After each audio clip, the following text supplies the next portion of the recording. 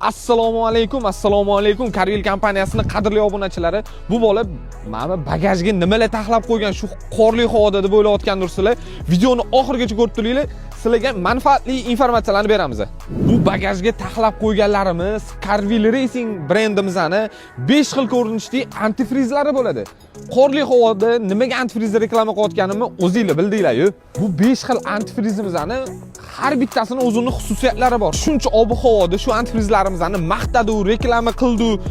Kilometrlargacha garantiya beradigan antifrizlarimiz bo'ladi.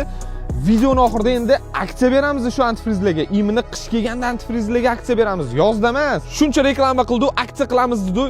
Endi bizning Carvil Aziya Instagram sahifamizda yilning oxirigacha 50 mingta bo'lsa, 5 ta avtomobil farqi yo'q. Inomarka bo'ladimi, xoh Xitoy avtomobili, xoh JM avtomobili bo'ladimi?